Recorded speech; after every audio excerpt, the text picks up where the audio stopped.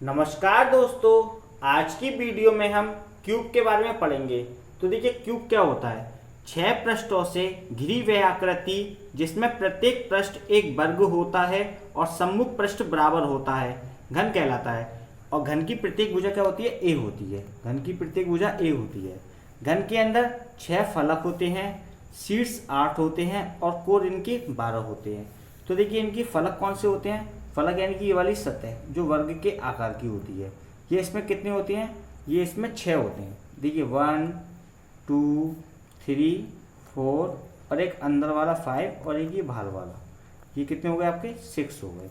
6 तो इसमें सतह होती हैं। शीर्ष इसमें कितने होते हैं? 8। शीर्ष यानी कि कोने, शीर्ष यानी कि इसमें कोने, कोने कितने होते हैं? देखिए इसमें 8 होते हैं, यानी 1 2 3 4 5 6 7 और 8।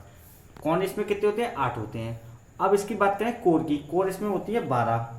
कोण होती है 12। कौन कौन सी होती हैं? 1 2, यानी कि कोण यानी भुजा मान लीजिए, क्या होती है? भुजा 1 2 3 4 5 6 7 8 9 10 11 और 12 इसमें क्या होती है? इसकी कोण यानी भुजाएं होती हैं। तो देखिए इसका आयतन क्या होता है, यानी क्यूब का जो आयतन होता है, घन का जो आयतन होता है वो होता है ए क्यूब। घन का संपूर्ण पृष्ठीय क्षेत्रफल होता है 6a² और घन का जो विकर्ण होता है वो होता है √3a। विकर्ण इसका ये वाला होता है, ठीक है, विकर्ण इसका ये होता है। आइए इसके कुछ प्रश्नों को सॉल्व करते हैं।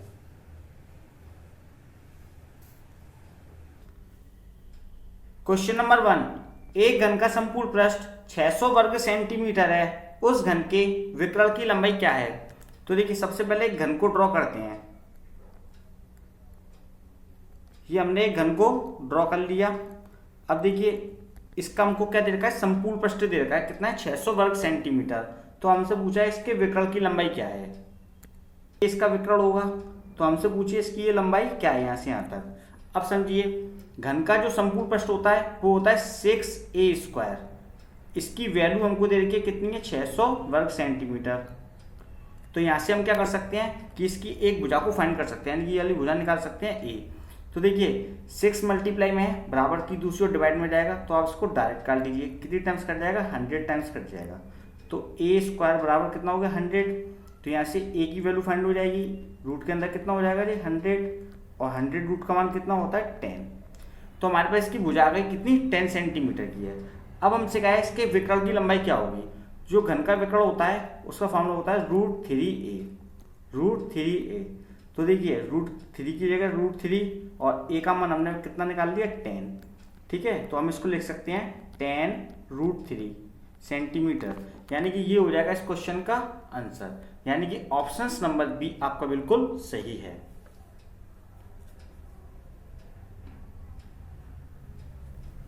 क्वेश्चन नंबर 2, एक घन का संपूर्ण पृष्ठ 726 वर्ग मीटर है, इसका आयतन क्या होगा? तो देखिए हमको दे रखा है घन का संपूर्ण पृष्ठ कितना दे रखा है? 726 वर्ग मीटर। जो घन का संपूर्ण पृष्ठ होता है वो क्या होता है? 6a² होता है। क्या होता है? 6a²। इसकी वैल्यू दे रखी है आपको कितनी है? 726 वर्ग मीटर। अब यहाँ से हम क्या कर सकते हैं कि भुजा को फाइंड कर सकते हैं इसकी, यानी कि a की वैल्यू निकाल सकते हैं। 6 मल्टीप्लाई में है, बराबर की दूसरी ओर डिवाइड में जाएगा, तो आप इसको डायरेक्ट काट लीजिए। कितनी टाइम्स कट जाएगा? 1 टाइम्स कट जाएगा, यानी ये a² हो गया आपका 1 यहाँ से a की वैल्यू फाइंड कर लेते हैं। a बराबर क्या हो जाएगा? रूट के अंदर 1 और √1 का मान होता है 11, यानी कि 11 मीटर। तो इसकी भुजा कितनी आ गई? घन की 11 मीटर। अब आपसे पूछा क्या है? आयतन पूछा है। जो घन का आयतन होता है वो होता है a³। क्या होता है? a³। तो देखिए a की वैल्यू कितनी है? 11 मीटर।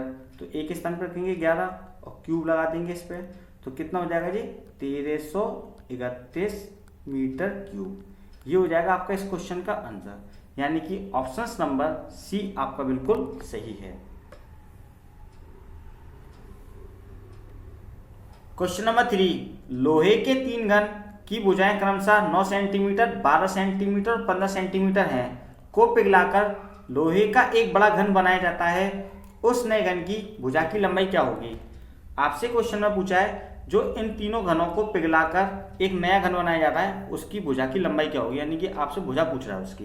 तो देखिए हम नए वाले घन की भुजा मान लेते हैं, ए मान लेते हैं जो बन के आएगा, ठीक है। और इसको मान ले रहे हैं A1 पहले वाले को, दूसरे वाले को मान ले रहे हैं A2 और तीसरे वाले की भुजा को मान ले रहे हैं A3।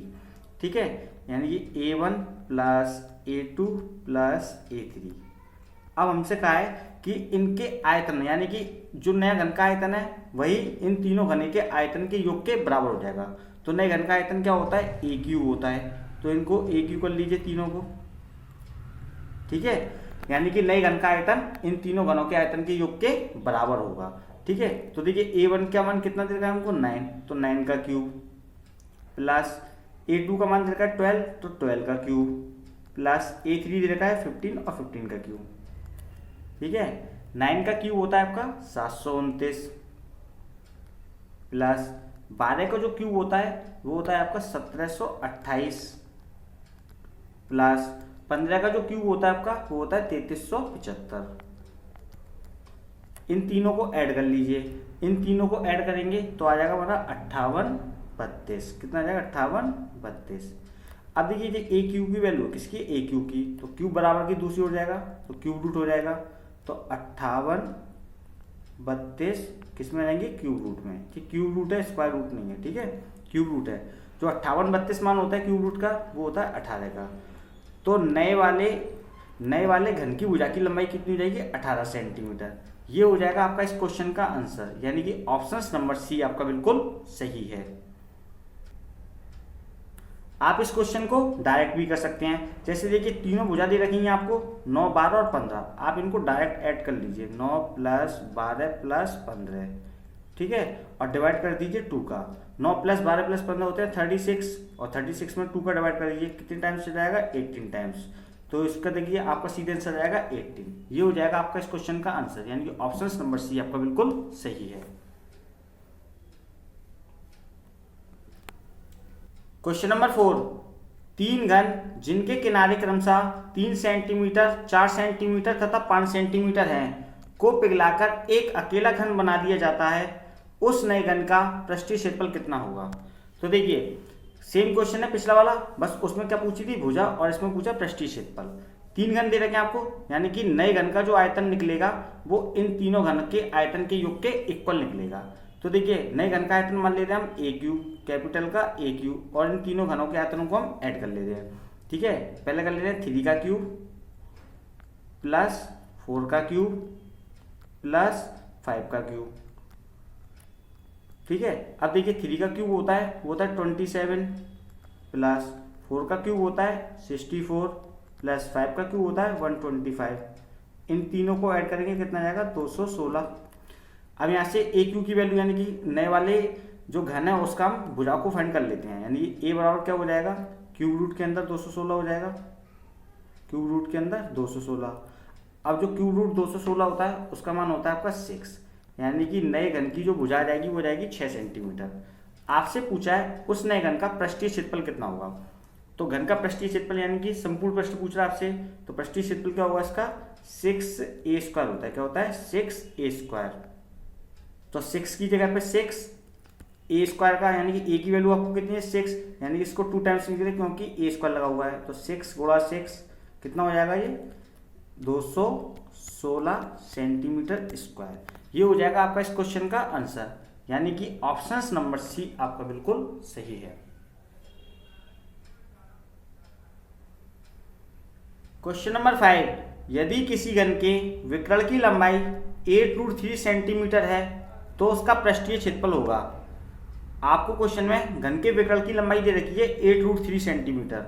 जो घन का विकर्ण होता है वो होता है √3a। इसकी वैल्यू दे रखी है आपको कितनी है? 8√3। यहाँ से हम क्या करते हैं? घन की भुजा को फाइंड कर लेते हैं, यानी कि a का मान निकाल लेते हैं। √3 मल्टीप्लाई में बराबर की दूसरी ओर डिवाइड में जाएगा, आप इसको डायरेक्ट काट लीजिए। तो आपकी घन की भुजा कितनी आ गई? 8 सेंटीमीटर। अब आपसे पूछा क्या है? उसका पृष्ठीय क्षेत्रफल।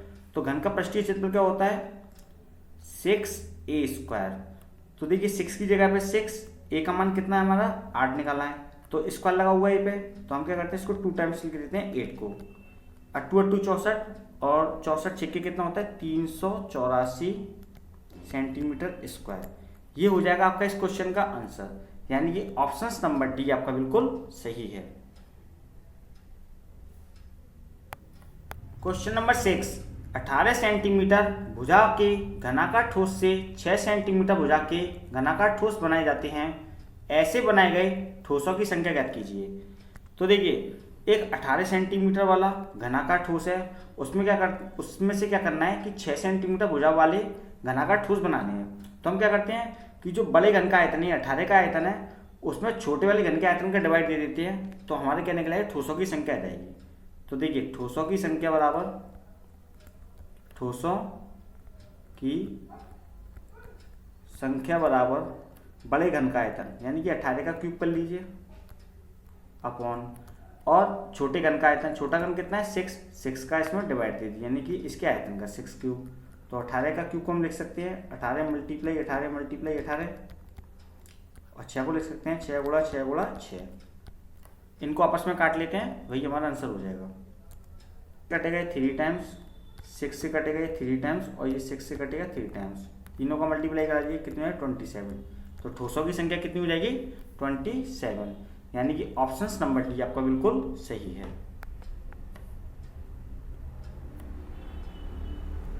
क्वेश्चन नंबर 7, लोहे के 3 ठोस घन जिनकी भुजा 4 सेंटीमीटर 5 सेंटीमीटर तथा 6 सेंटीमीटर है, एक साथ पिघलाकर नए घन में डाले गए हैं। इस प्रक्रिया में खराब प्रबंधन के कारण 62 घन सेंटीमीटर पिघली हुई धातु गुम हो गई है। नए बने घन का कुल पृष्ठीय क्षेत्रफल कितने सेंटीमीटर का होगा। तो देखिए लोहे के 3 घन हैं जिनको पिघलाकर एक नया घन बनाया गया है। तो जो नए घन का आयतन होगा वो इन तीनों घनों के आयतन के योग के बराबर होगा। तो हम क्या मान लेते हैं, नए घन का आयतन मान लेते हैं a क्यूब, और इन तीनों घन के आयतन को ऐड कर लेते हैं यानी कि 4 क्यूब प्लस 5 का क्यूब प्लस 6 का क्यूब।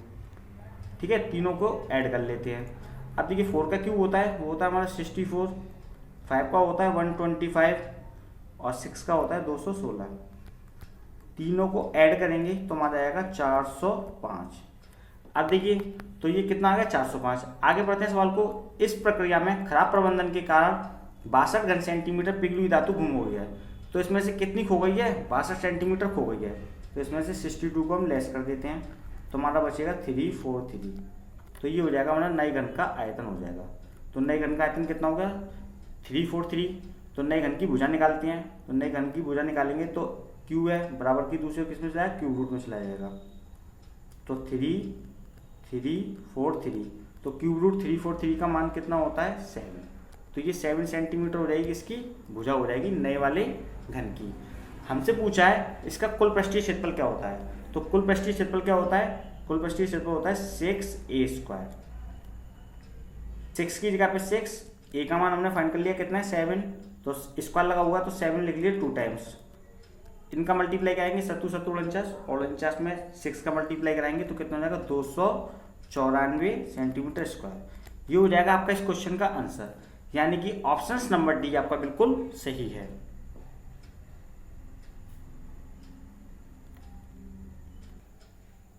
क्वेश्चन नंबर 8, एक घन के विकर्ण की माप 4√3 सेंटीमीटर है, इस घन का आयतन कितना होगा। तो देखिए घन के विकर्ण की माप दे रखी है आपको कितनी 4√3 सेंटीमीटर। जो घन का विकर्ण होता है वो क्या होता है √3a, क्या होता है √3a। इसकी वैल्यू दे रखी है आपको कितनी है 4√3 सेंटीमीटर। यहाँ से क्या करते हैं घन की भुजा को फाइंड कर लेते हैं, √3 मल्टीप्लाई में है बराबर की दूसरे डिवाइड में जाएगा। अब डायरेक्ट काट दीजिए, तो घन की भुजा कितनी आ गई 4 सेंटीमीटर। आपसे पूछा क्या है घन का आयतन, जो घन का आयतन होता है वो होता है a क्यूब। तो हम क्या करते हैं 4 का क्यूब कर देते हैं, और 4 का क्यूब क्या होता है 64 सेंटीमीटर क्यूब। ये हो जाएगा आपका इस क्वेश्चन का आंसर, यानी कि ऑप्शन नंबर बी आपका बिल्कुल सही है। दोस्तों अगर आपको हमारी वीडियो पसंद आए तो इसको लाइक कीजिए, शेयर कीजिए, सब्सक्राइब कीजिए, और बेल आइकन पर क्लिक करना बिल्कुल ना भूलिए, ताकि आपको इस प्रकार की न्यू वीडियो की अपडेट सबसे पहले मिल सके। Thank you for watching me.